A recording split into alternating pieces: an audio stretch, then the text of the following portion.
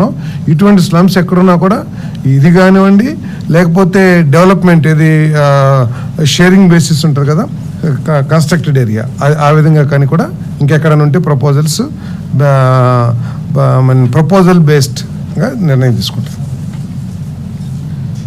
Andhra Pradesh pedestrian safety and universal accessibility policy 2026ను దాని operational మార్గదర్శకాలను ఆమోదించే ప్రతిపాదనకు రాష్ట్ర మంత్రిమండలి ఆమోదం తెలిపింది. పాదచారుల మరణాలను పూర్తిగా నిర్మూలించే లక్ష్యంతో పట్టణ స్థానిక సంస్థలు, పోలీసులు మరియు రెవెన్యూ శాఖల సమన్వయంతో అవరోధరహిత పాదచారి మార్గాలు నిర్ధారించాలి. ఇప్పటి వరకు ఏంటంటే కేవలం మనం వాహనాల సెంట్రిక్ అంటే ఈ వెహికల్ సెంట్రిక్ డిజైన్స్ని మనం చేసేవాళ్ళం రహదారులను డిజైన్ చేయటంలో.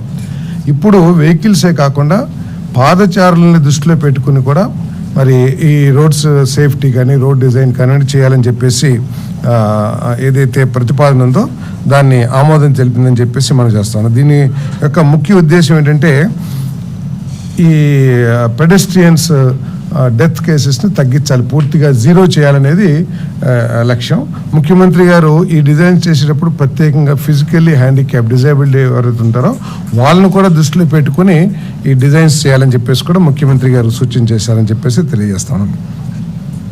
అంటే సార్వత్రిక రూపకల్పన, ఫుట్పాత్లు మరియు క్రాసింగ్లు ప్రత్యేకంగా.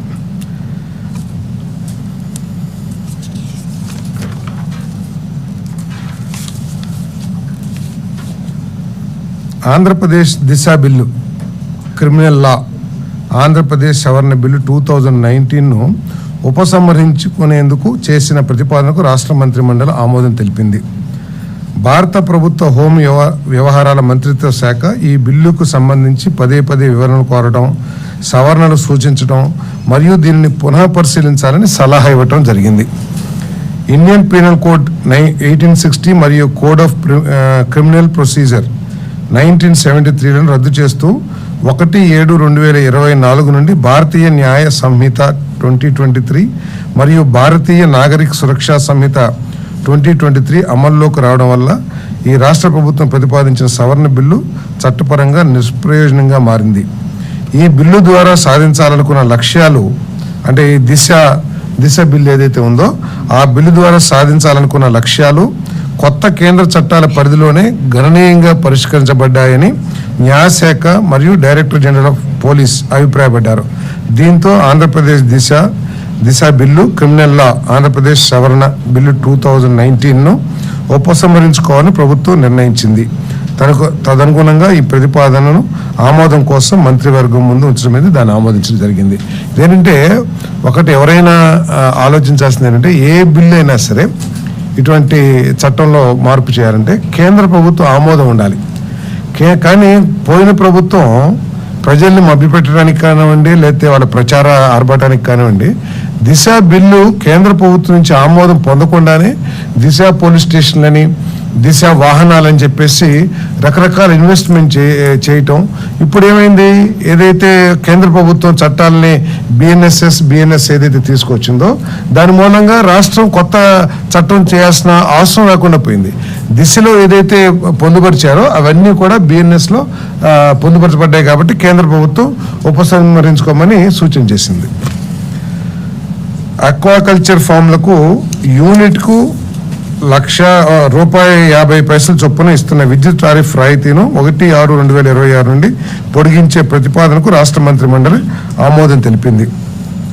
మన రాష్ట్రంలో దాదాపు 5.79 లక్షల ఎకరాల్లో 55 లక్షల టన్నుల ప్రొడక్షన్తో మరి ఆక్వా రంగం ఒక ప్రముఖ రంగంగా మన రాష్ట్రంలో ఉన్న విషయం అందరికీ తెలిసిందే.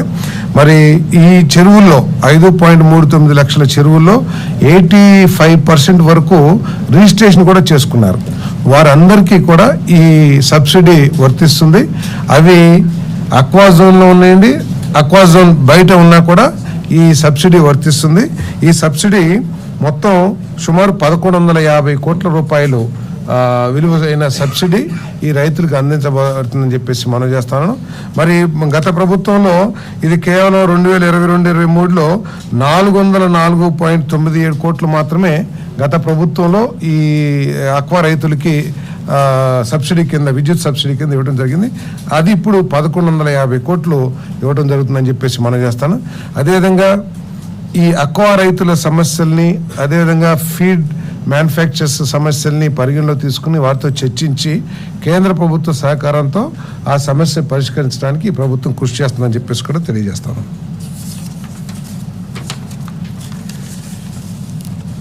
పారిశ్రామిక పార్కుల్లో విద్యుత్ మౌలిక సదుపాయ కల్పన కోసం ఏపీఐసి ఫెసిలిటేటర్గా మూలధన వ్యయాన్ని భరిస్తున్న పనులన్నిటికీ ఏపీ ట్రాన్స్కో డిస్కామ్స్ విధించే పర్యవేక్షణ ఛార్జీలను 2.5% తగ్గించేందుకు మరియు అభివృద్ధి ఛార్జీలు మినహాయించేందుకు చేసిన ప్రతిపాదనకు రాష్ట్ర మంత్రి మండలి ఆమోదం తెలిపింది.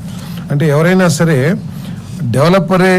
డెవలప్ ఇన్ఫ్రాస్ట్రక్చర్ క్రియేట్ చేసుకోవాలనుకుంటే లైన్స్ వేయటం కానివ్వండి, సబ్ స్టేషన్ ఏర్పాటు చేసుకోనివ్వండి, ఆ వెసులుబాటు ఉంటుంది. సపోజ్ ఎవరైనా ఒక ప్రైవేట్ ఇండస్ట్రీ కట్టుకోవాలన్నా కానీ సూపర్విజన్ మాత్రం ట్రాన్స్కో డిస్కామ్ పరిధిలోనే సూపర్విజన్లోనే ఆ నిర్మాణాలు చేయాలి.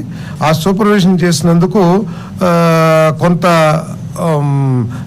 సూపర్విజన్ ఛార్జెస్ కలెక్ట్ చేయబడుతుంది. దాన్ని 2.5% తగ్గించమని ఏదైతే ఏపీఎస్సీ కోరిందో ఆ ప్రతిపాదనని మంత్రిమండలి ఆమోదించడం జరిగిందని చెప్పేసి తెలియజేస్తాను. కండలేరు రిజర్వాయర్ నుండి CCTలోని పారిశ్రామిక క్లస్టర్ నీటి సరఫరా కోసం DI నీటి పైప్ లైన్ నిర్మాణానికి తిరుపతి జిల్లా రిజర్వ్ ఫారెస్ట్లో 1.76 హెక్టార్ల అటవీ భూమిని వినియోగించుకుంటూ జరిగింది. దాని బదులు SPSR నెల్లూరు రాపూర్ మండలం పంగిలి గ్రామంలో 8.7 ఎకరాలని ఏపీఐసి ద్వారా మళ్ళీ దాన్ని ఏమంటారు కాంపన్సేటరీ ల్యాండ్ కింద ఇవ్వటం జరుగుతుంది. ఆ ప్రతిపాదన కూడా కేబినెట్ ఆమోదించింది. PM Kusum feeder levels solarisation పథకం కింద వైఎస్ఆర్ కడప జిల్లా పోరుమామిళ్ళ అదేవిధంగా వేముల గ్రామాల్లో 49.67 ఎకరాలు, వేముల్లో 51.37 ఎకరాల భూమి లీజు ప్రాతిపదికన నెట్ క్యాప్కి ఇచ్చే ప్రతిపాదనకు మంత్రిమండలి ఆమోదం తెలిపింది. సత్యసాయి జిల్లా పుట్టపర్తి మండలం కప్పలబండ గ్రామంలో సత్యసాయి జిల్లా బత్తలపల్లి మండలం ఏదుల ముస్తూరు గ్రామంలో పుట్టపర్తి మండలం కప్పలబండ గ్రామంలో, అన్నమయ్య జిల్లా మదనపల్లి మండలం వలసపల్లి గ్రామంలో, డాక్టర్ బిఆర్ అంబేద్కర్ కోనసీమ జిల్లా అమలాపురం నడిపూడి గ్రామ పంచాయతీల్లో పాలసీ ప్రకారం ఆమోదించబడిన పాలసీ ప్రకారం తెలుగుదేశం పార్టీ ఆఫీసుల నిర్మాణానికి 2 ఎకరాలు ఒక్కొక్క చోట 2 ఎకరాలు కేటాయించడం జరిగింది. శ్రీ సత్యసాయి జిల్లా బత్తలపల్లి మండలం ఏదుల ముస్తూరు గ్రామంలో 19.57 ఎకరాల భూమిని ఎకరానికి 30 లక్షల మార్కెట్ విలువ చెల్లింపుపై SDR అందిన అనంతరం సాధారణ షరతులకు లోబడి ఏపీఎస్సీకి బదిలీ చేసేందుకు రెవెన్యూ శాఖ చేసిన ప్రతిపాదనకు రాష్ట్ర మంత్రి మండలి ఆమోదం తెలిపింది. చిత్తూరు జిల్లా చిత్తూరు మండలం తిమ్మసముద్రం గ్రామంలో 13.47 ఎకరాల భూమిని లేఅవుట్ అభివృద్ధి కోసం సాధారణ నిబంధనలకు లోబడి Chittoor urban development authority vice చైర్మన్కు బదిలీ చేసేందుకు రెవెన్యూ శాఖ చేసిన ప్రతిపాదన ఆమోదించడం జరిగింది. నెల్లూరు జిల్లా కండలేరు రిజర్వాయర్ నుండి CCTలోని పారిశ్రామిక క్లస్టర్కు నీటి సరఫరా ఇందాక చేసింది ఏదైనా సేమ్ 6th and 4th. నూతనంగా పునర్వ్యవస్థీకరించిన జిల్లాల పరిధికి అనుగుణంగా ఆంధ్రప్రదేశ్లోని పట్టణాభివృద్ధి ప్రాధికార సంస్థలను పునర్వ్యవస్థీకరించేందుకు ప్రతిపాదనకు మంత్రిమండలి ఆమోదం తెలిపింది. Andhra Pradesh metropolitan region and urban development authority చట్టం 2016లోని సెక్షన్ 3 ప్రకారం ఈ పునర్వ్యవస్థీకరణ చేపట్టున్నాయి. ఇది యాక్చువల్గా ఏంటంటే 1978-2023 మధ్యలో దాదాపు 20 UDLని ఏర్పాటు చేసుకోవడం జరిగింది ఆంధ్రప్రదేశ్లో. వాటిల్లో 17 UDAలు 2కు మించిన జిల్లాల్లో విస్తరించబడి ఉన్నాయి. సో దాన్నిటిని దృష్టిలో పెట్టుకుని మళ్ళీ పునర్వ్యవస్థీకరించి ఇప్పుడు 21 నెలల 2 పెంచి 23 UDAలుగా మార్చడం జరిగిందని చెప్పేసి మనం చేస్తాము.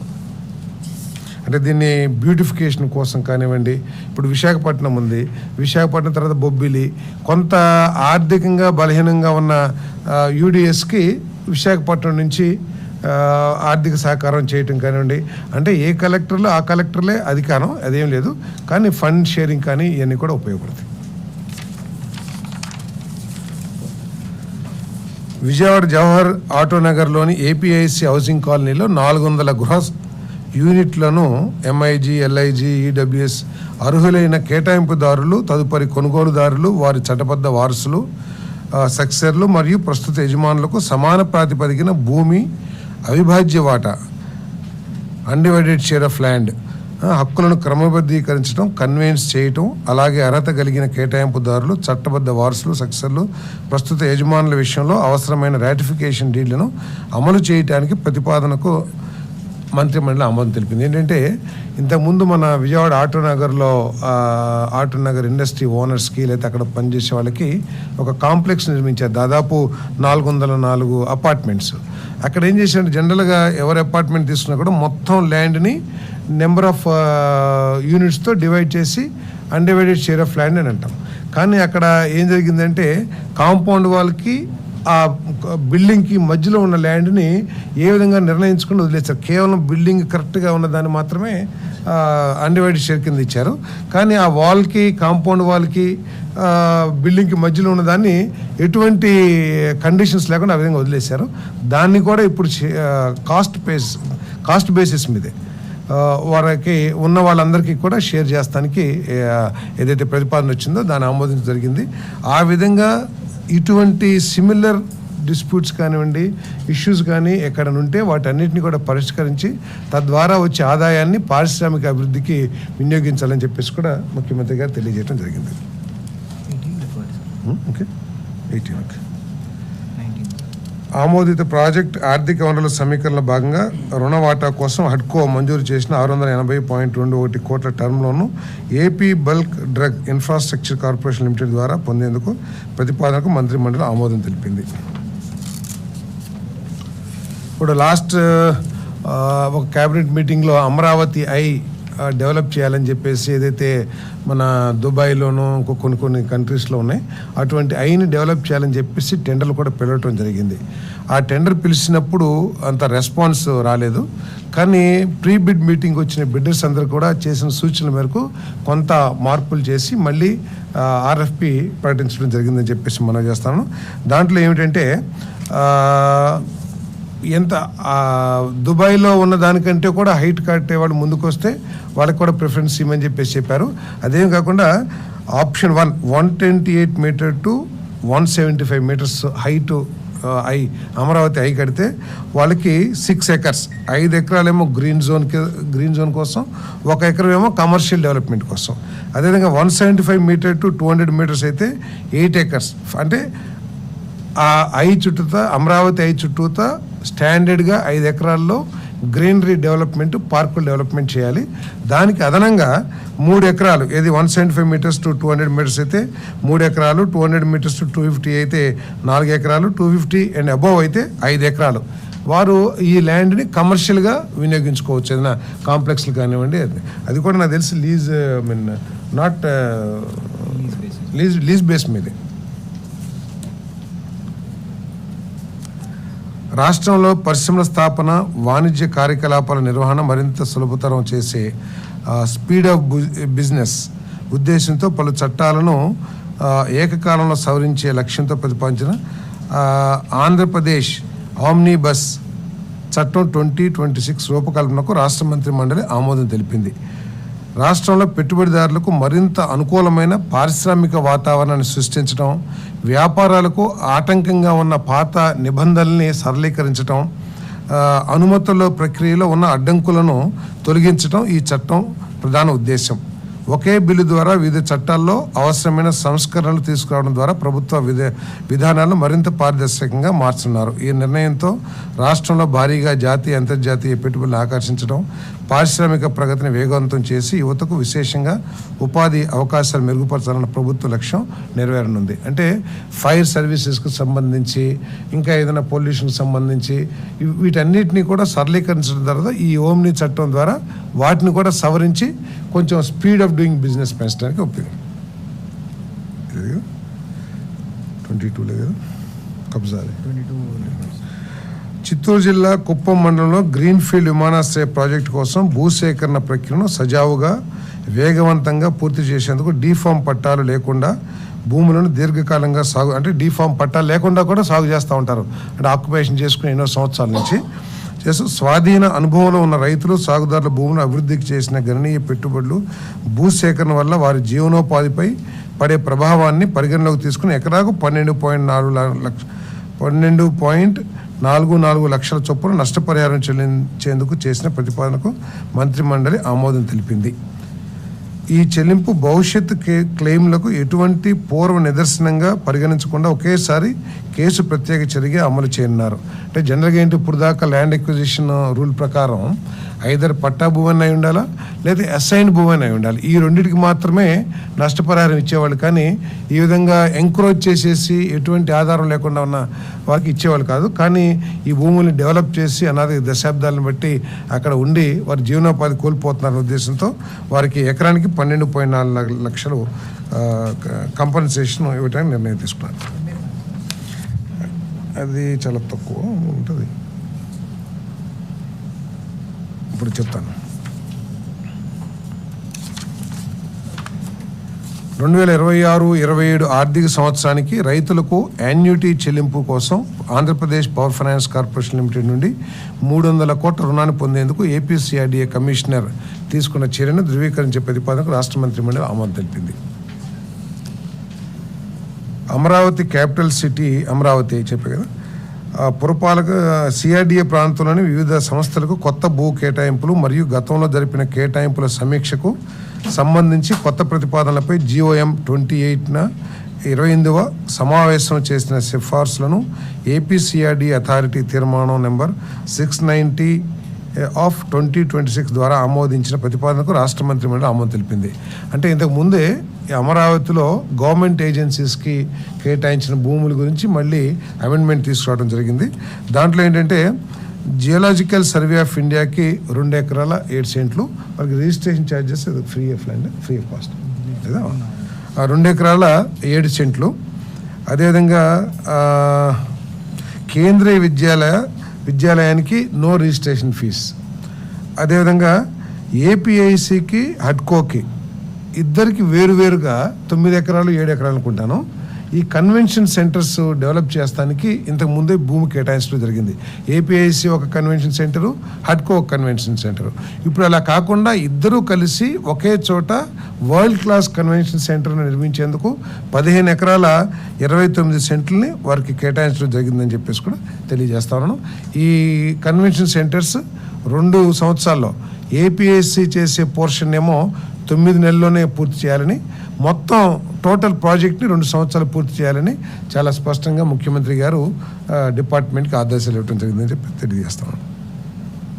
అదేవిధంగా GOMS నెంబర్ 330 పురపాలక పట్టణాభివృద్ధి శాఖ తేదీ 11/10/2018 మేరకు 2వ దశ భూ సమీకరణ పథకం కింద పల్నాడు జిల్లా వైకుంఠపురం గ్రామంలోని దేవాదాయ ఇనాం భూములకు సంబంధించిన పరస్పర వివాద దావాలను పరిష్కరించేందుకు దేవాదాయ శాఖకు 122.2 కోట్ల పరిహారం చెల్లించే ప్రతిపాదనకు రాష్ట్ర మంత్రిమండలి ఆమోదం తెలిపింది. అంటే సుప్రీంకోర్టు ఆర్డర్ ప్రకారం కొన్ని నిబంధనలు ఉన్నాయి. ప్రభుత్వం కనుక ఎండోమెంట్ ల్యాండ్ తీసుకోవాలంటే, అంటే హైకోర్టుకి ఇంటిమేట్ చేసి అప్పుడే ఈ ల్యాండ్స్ ఎండోమెంట్ ల్యాండ్స్ని తీసుకోవాలి. ఇది మార్కెట్ రేట్కి 1.25%, అంటే 125% రేటుకి ఈ 122 కోట్ల ఎండోమెంట్ చెల్లించి ఆ భూమిని తీసుకుని ప్రజా అవసరాలకి ఉపయోగించబడుతుంది. గవర్నమెంటే, CRDA. Amaravati quantum valley tech పార్క్లోని క్వాంటమ్ కంప్యూటింగ్ సెంటర్కు ఇరువైపులా T1, T2 twin office towers 47 అంతస్తులో నిర్మాణానికి సంబంధించి ఎడ్జ్ అడ్వాన్స్డ్ సర్టిఫికేషన్ ప్రమాణాలకు అనుగుణంగా షెల్ అండ్ కోర్ నిర్మాణ పనులను design and build lump sum contract విధానంలో చేపట్టేందుకు L1 బిడ్డర్ను ఖరారు చేసే ప్రక్రియ నిర్వహించడానికి AGICL మేనేజింగ్ డైరెక్టర్కు అధికారం కల్పించే ప్రతిపాదనకు మంత్రిమండలి ఆమోదం తెలిపింది. ఈ టవర్స్ 47 ఫ్లోర్స్ ఉంటుంది, 35 lakh స్క్వేర్ ఫీటు దీంట్లో నిర్మిత ఏరియా. దీంట్లో అనేక రకాలుగా భవిష్యత్తులో ఎవరైనా సరే పెద్ద పెద్ద కార్పొరేట్స్ కానీ ఈ రంగంలో అంటే క్వాంటమ్ రంగంలో డెవలప్ చేసి ఇన్స్టిట్యూట్స్ కానీ అవన్నీ కూడా వస్తానికి అవకాశం ఉంటుంది. హైకోర్టు భవనం నిర్మిత విస్తీర్ణం పెరగడం వల్ల అంటే ఇప్పుడు సర్వీసెస్ కన్సల్టెన్సీ సేవలు అన్నీ పెరిగినాయి అని చెప్పేసి హైకోర్టు సూచనల మేరకు దాన్ని రీడిజైన్ చేయడం జరుగుతుందని చెప్పేసి మనం చేస్తాను. మరి ఆ భవనాల కోసం అదనపు స్పెషలిస్ట్ కన్సల్టెంట్ను నియమించేందుకు మరియు వారి కన్సల్టేషన్ ఫీజుని GSTతో కలిపి 206.59 కోట్ల మొత్తానికి సవరించిన పరిపాలనా అనుమతి ఇచ్చే ప్రతిపాదనకు రాష్ట్ర మంత్రిమండలి ఆమోదం తెలిపింది. ఆంధ్రప్రదేశ్ ప్రైవేట్ భాగస్వామ్య విధానం 2026 ముసాయిదా బిల్లును ఆమోదించే ప్రతిపాదనకు రాష్ట్ర మంత్రిమండలి ఆమోదం తెలిపింది.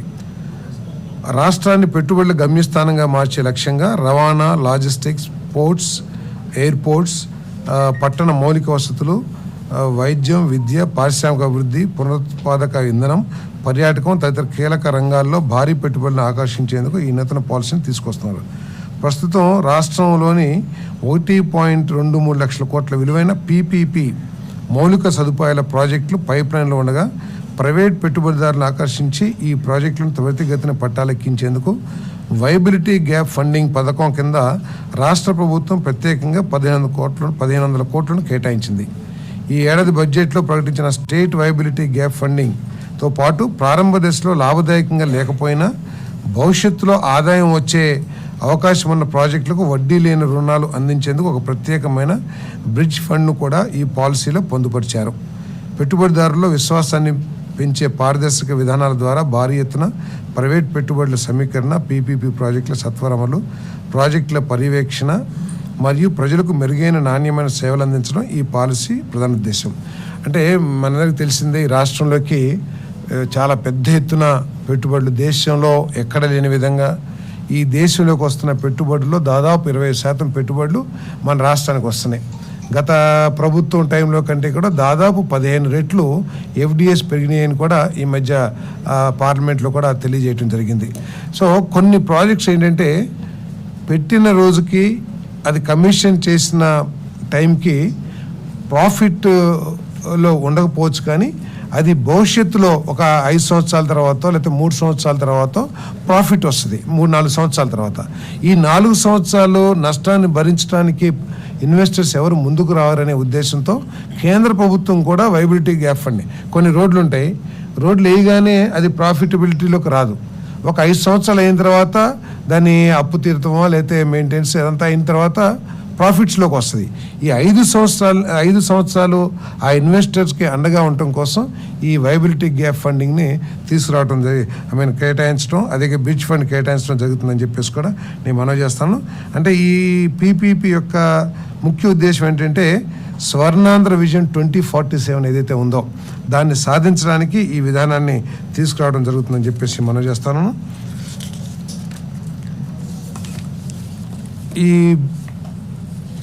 ఈ ప్రతిపాదన ద్వారా రాష్ట్ర వైబిలిటీ గ్యాప్ ఫండింగ్ ద్వారా ఆర్థికంగా బలహీనమైన కానీ ప్రజా ప్రయోజకరమైన ప్రాజెక్టులకు ఆర్థిక సహాయం అందిస్తుంది. ప్రాజెక్ట్ వైబిలిటీ బ్రిడ్జ్ ఫండ్ ద్వారా ప్రారంభ దశలో లాభదాయకం కానీ భవిష్యత్తులో ఆదాయం వచ్చే ప్రాజెక్టులకు వడ్డీ లేని రుణాలు అందిస్తుంది. ఈ బ్రిడ్జ్ ఫండ్ ద్వారా స్వర్ణాంధ్ర విజన్ 2047 సాధనలో PPP విధానం ప్రాముఖ్యత.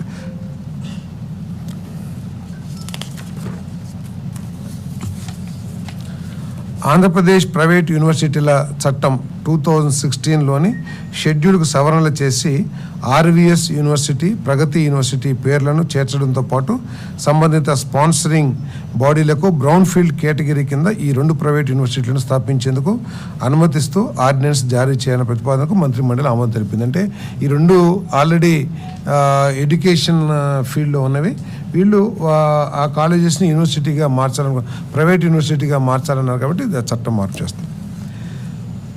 నూతనంగా ఏర్పాటు చేసిన జిల్లాలకు అనుగుణంగా 15 జిల్లా విద్యాశాఖ అధికారి డిఓ పోస్టులను సృష్టించడంతో పాటు మొత్తం డిఈఓ పోస్టులో 50% పోస్టులను ప్రత్యక్ష నియామకం ద్వారా భర్తీ చేయడానికి, అంటే రాబోయే గ్రూప్ 1 నోటిఫికేషన్లో 14 డిఈఓ ఖాళీలను చేర్చి భర్తీ చేసేందుకు అవసరమైన ఏపీ ఎడ్యుకేషనల్ సర్వీస్ రూల్స్ 1998లో తగిన సవరణలు చేయాలన్న ప్రతిపాదనకు మంత్రిమండలి ఆమోదం తెలిపింది. ఇది జనరల్గా ఏంటంటే ఈ డిఓ పోస్టులు అన్నీ కూడా ఫీడర్ కేటగిరీస్ టీచర్సే ప్రమోషన్ ద్వారా డిఓ పోస్ట్కి వెళ్తారు. ఇప్పుడు ఏంటంటే కొత్త జిల్లాలు వచ్చినాయి, తర్వాత చాలా ఖాళీలు ఉన్నాయి కాబట్టి కొత్తగా ఏర్పడిన జిల్లాల వరకు మాత్రమే కొన్ని పోస్టులు 15 డిఓ పోస్టులని సృష్టిస్తే దాంట్లో 50% గ్రూప్ 1 ఎగ్జామ్ ద్వారా ఇవ్వడం జరుగుతుంది. దీనికి ఏంటంటే విద్యా ప్రమాణాలు పెంచడానికి కానివ్వండి, లేకపోతే లేటెస్ట్ వరల్డ్ వైడ్ లో ఉన్న లేటెస్ట్ టెక్నిక్స్, ఈ లెర్నింగ్ టెక్నిక్స్ ఏదైతే ఉన్నాయో వాటి అన్నింటినీ కూడా ఇంపార్ట్ చేస్తానికి ఉపయోగపడుతుందని చెప్పేసి ఈ నిర్ణయం తీసుకోవడం జరిగింది. రాబోయే గోదావరి పుష్కరాలు 2027 దృష్ట్యా తూర్పుగోదావరి, పశ్చిమ గోదావరి, పోలవరం, డాక్టర్ బిఆర్ అంబేద్కర్ కోనసీమ, కాకినాడ మరియు ఏలూరు జిల్లాల్లో 238 స్నానఘట్టాల పనులు మరియు ఇతర పనుల కోసం 210.06 కోట్లకు పరిపాలన అనుమతి ఇచ్చే ప్రతిపాదనకు రాష్ట్ర మంత్రి మండలి ఆమోదం తెలిపింది. దీనికి ఈ కార్యక్రమాన్ని అత్యంత ప్రతిష్టాత్మకంగా నిర్వహించాలని చెప్పేసి ముఖ్యమంత్రి గారు సూచన చేశారు.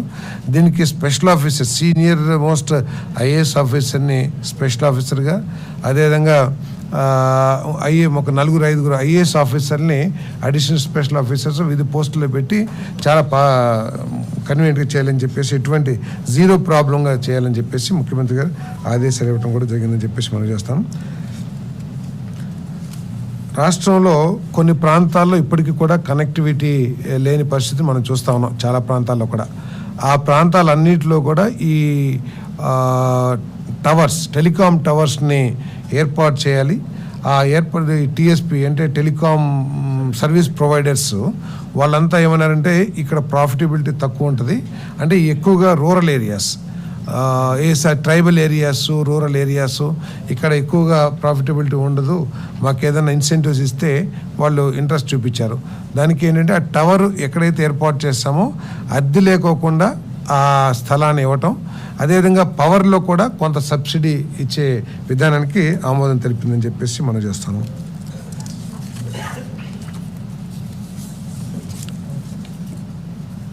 గుంటూరు జిల్లా తాడికొండ మండలం మోతడక గ్రామంలోని మొత్తం 2344.12 ఎకరాల భూమిలో అమరావతి మీదుగా ఎర్రుబాలెం, నంబూరు మధ్య కొత్త high speed broad gauge line, railway line ఇరువైపులా 50 మీటర్స్ చొప్పున 100 మీటర్ల బఫర్ జోన్తో నిర్మాణం మరియు ఇన్నర్ రింగ్ రోడ్ ఏర్పాటు కోసం గ్రామ సభ తీర్మానానికి అనుగుణంగా ల్యాండ్ పూలింగ్ స్కీమ్ చేపట్టేందుకు ఏపీసీఆర్డీఏ కమిషనర్కు అనుమతినిచ్చే ప్రతిపాదనకు రాష్ట్ర మంత్రి మండలి ఆమోదం తెలిపింది.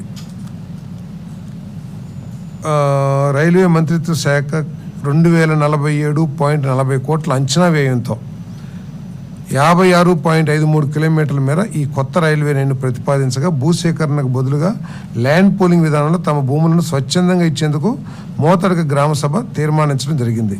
జనరల్గా ఏంటంటే రైల్వే లైన్కి ల్యాండ్ ఎక్విజిషన్ కూడా చేస్తారనుకుంటాను. ల్యాండ్ ఎక్విజిషన్ వద్దు, మాకు ల్యాండ్ పూలింగ్ ద్వారానే మేము ల్యాండ్ ఇస్తానంటే ల్యాండ్ పూలింగ్ ఏదో తప్పు అని చెప్పేసి మాట్లాడుతున్న కొంతమందికి అర్థం చేసుకోవాల్సిన అవసరం కూడా ఉంటుందని చెప్పేసి మనం చేస్తాను. మోతడక గ్రామంలో రైతులందరూ కూడా లేదు, మీకు కావాల్సిన భూమి తీసుకోండి, కానీ ల్యాండ్ పూలింగ్ ద్వారా మాకు వేరే చోట కేటాయించిన అమరావతిలో అని చెప్పేసి చెప్పడం నిజంగా విశేషం అని చెప్పేసి కూడా నేను తెలియజేస్తాను. మరి థర్డ్ ఫేజ్ కాదు, రైల్వే లైన్ ప్రాజెక్ట్ కోసం ఫేజ్ కాదు, ఇది రైల్వే లైన్ కోసం ఎక్కడైనా సరే ఇది ఏ ఏరియాలో ఆంధ్రప్రదేశ్లో తెలంగాణలో ఏ స్టేట్లో కూడా కొత్త రైల్వే లైన్ వేసేటప్పుడు ల్యాండ్ ఎక్విజిషన్ చేస్తారు. సో దాంట్లోగా తీసుకోవాలి. ఈ ప్రాజెక్టు ద్వారా రాజధాని అమరావతికి నేరుగా రైలు మరియు రోడ్డు అనుసంధానం ఏర్పడి ప్రయాణ సమయం గణనీయంగా తగ్గనుంది. అంతేకాకుండా పారిశ్రామిక, వాణిజ్య, ఐటీ, విద్య, వైద్య, పర్యాటక రంగాల్లో భారీగా పెట్టుబడులను ఆకర్షించడం ద్వారా ఆర్థిక వృద్ధికి